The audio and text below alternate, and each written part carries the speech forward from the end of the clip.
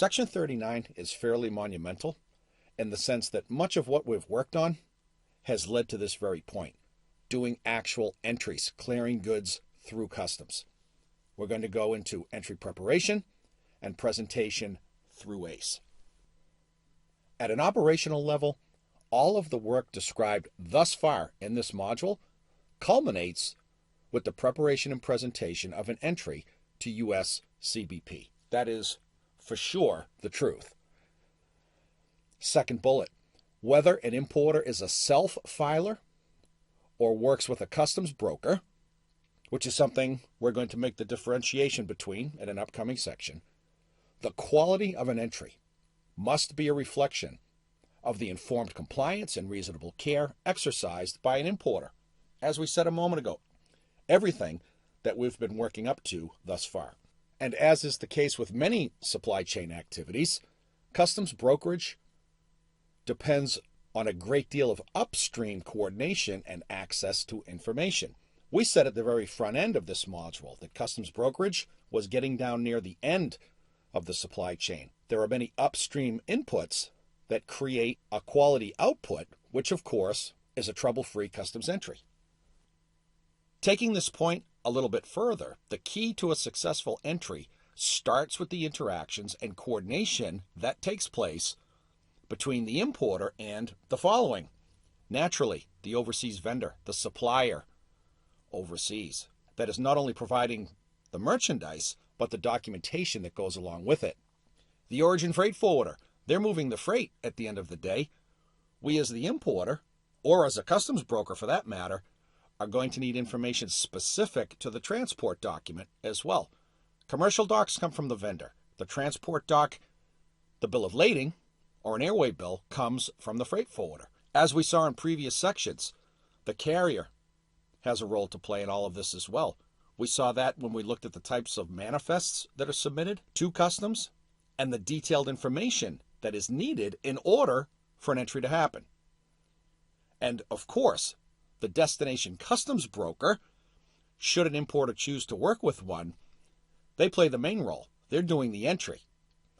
And as we've seen previously, the image on the right-hand side, this is an actual customs brokerage operation where entry writers are doing just that, writing entries, based on all of the information that they get upstream. A trade tip? Much of the success of entry depends on the timely receipt of accurate documentation from origin. If we've repeated ourselves on one subject from the very beginning of this module, it's been that the entry depends on the info that comes off the documents, be they hard copy or electronic copy, specifically invoice, packing list, transport doc. As was also noted in a prior section, U.S. CBP allows most goods to be cleared prior to their arrival to the United States, pre-clearance as it's called, which is a practice, an allowance by CBP that does what? It compresses the cumulative lead time of an importer, which of course is a subject we've talked about a lot as well. Cumulative lead time and its management is one of the key 4 tenets of global supply chain management. CHB, Custom House Brokerage, plays a big role in compressing down that cumulative lead time. Second bullet, for ocean freight, goods can be cleared when a vessel is 5 days out of port. Of course, the key is for the customs broker or a self-filer to know exactly when that ship is 5 days out of port. That is a supply chain visibility topic that we also talked about. On the air freight side, last bullet, an entry can be submitted once a confirmed on board, a COB as it's called, from the carrier, the actual airline, is received. Lots of importers bring in goods via air freight because they're in a hurry. It's reasonable to say that most importers would prefer to use ocean freight because it's less expensive, but many ocean importers will supplement an ocean program with air freight. A product is selling way hotter than a forecast originally indicated. That importer needs to get the goods quickly. They're going to bring it in via expensive air freight.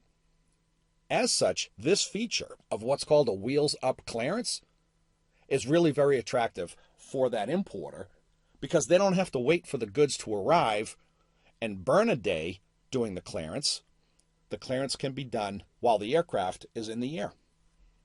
Either way, ocean freight, air freight, and certainly truck and rail, customs brokers use information off of the aforementioned documents to create an entry. As a general rule, the earlier a broker receives that information, the better. Back in the day, it used to be faxed overhead documents by the origin forwarder. That's a key role that the origin forwarder plays.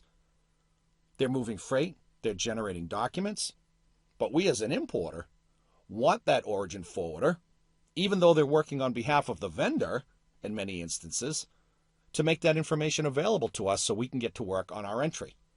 Way back when, it was done by fax. It's not unusual even now to see documents sent as a PDF file on an email attachment. That's very common. And with cloud-based software as a service trade platforms, commercial and transport documentation can now be shared electronically. Trade tip: at this moment in the process, meaning that goods are moving, the origin forwarder is engaging in activity, coordination between that origin forwarder and destination broker is critical in terms of information sharing. The sooner the broker gets their hands on information, the better off the process is going to be. In this slide, we're starting to get into a little bit more of the detail around how things really work with CBP in this day and age. Really? The entry process itself is a two-part exercise that has changed a bit, has morphed a bit here in the United States. We're going to talk about how in just a second. Part one of that process, sub-bullet, the initial filing of cargo release documents in order for CBP to make a decision to allow goods into the commerce of the United States. That is an actual electronic filing, initial filing of information that says to customs, hey, this is what we have going on. If everything is in order, can we have access to the merchandise?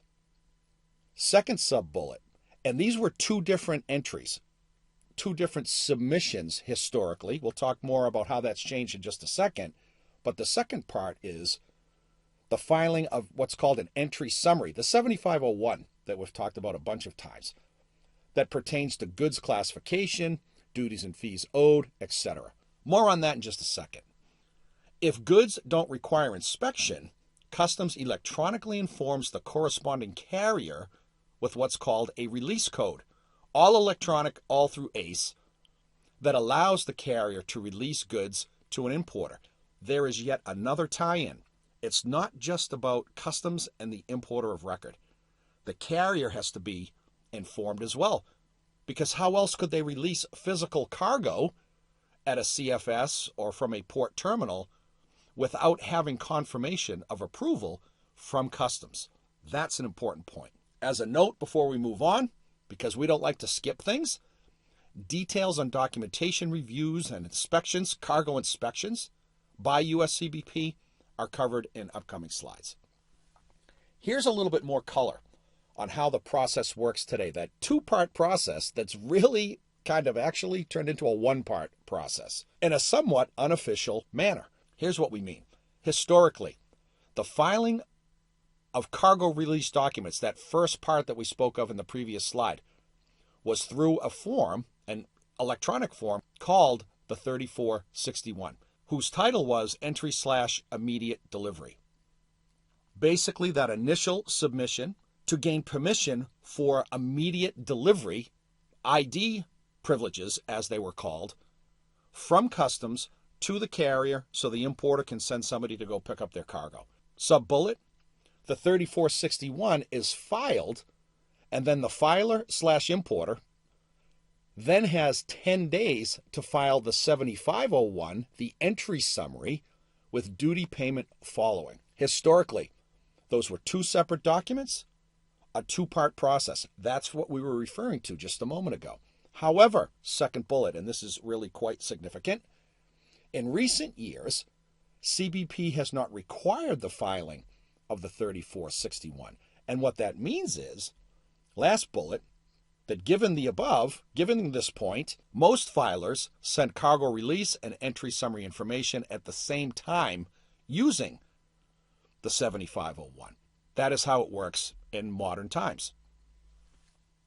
We're going to stop here because the next section is a lengthy and important one, because we're going to start analyzing the 7501. All of the information from all of the sources that we've spoken of incessantly is going to find its way onto the 7501 and be submitted electronically through ACE to USCBP and potentially partner government agencies. This is going to be in-depth and very interesting, so please do come back quickly.